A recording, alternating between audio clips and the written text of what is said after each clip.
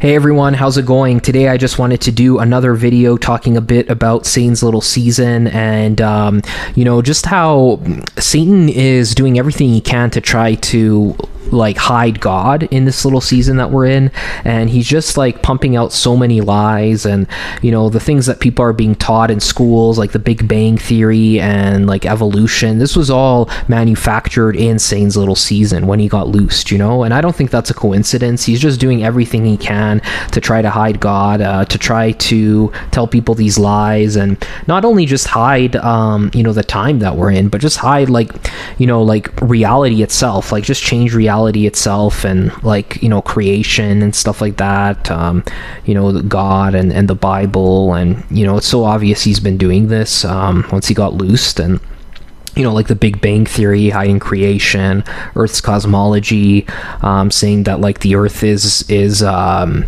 billions and millions of years old, the Earth and universe, and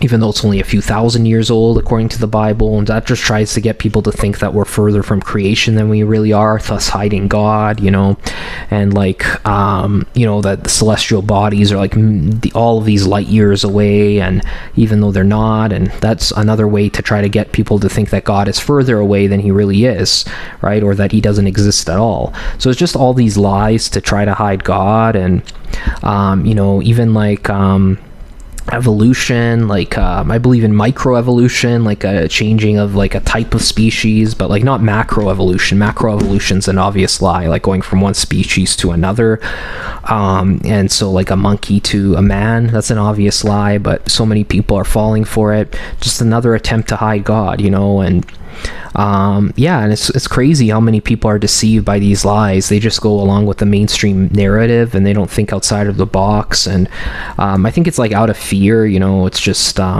people just they're comfortable in a lie, and unfortunately they gaslight us who believe in the truth and who think outside of the box, and don't think that everything that they taught is correct, and that there's a lot of lies that they teach us, and they say that we're the crazy ones, unfortunately. But it is what it is. There's just so many deceptions out there, and in terms of evolution, in the age of the universe, they say that it's billions of years old because they compare it with dating rocks. So they use dating rocks to try to determine how old a fossil is, but then the thing is, how do they know how old this dating rock that they're using is, right? They say this dating rock is 1 million years old, that's how we know this fossil is 2 million of years old. But how do you prove that dating rock is millions of years old? So it's just so obvious that it's a lie, and so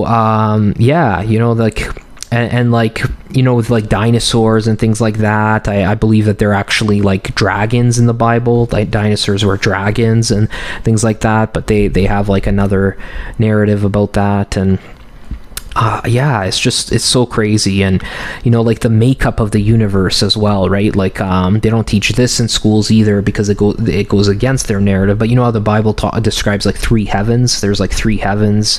The first heaven is the troposphere where the birds fly. The second heaven is where the celestial bodies are. I think the second heaven is the firmament that God created, and the third heaven is God's throne. I made another video about this before, but in this second heaven, that's where the demons reside. That's a demonic realm, and makes a lot of sense, because it says talking about there's some certain verses that says to protect yourself against the wiles of every high thing, and we wrestle not against flesh and blood, but against principalities in high places. So these high places, I think, are the second heaven. That's where false gods are, and the demons.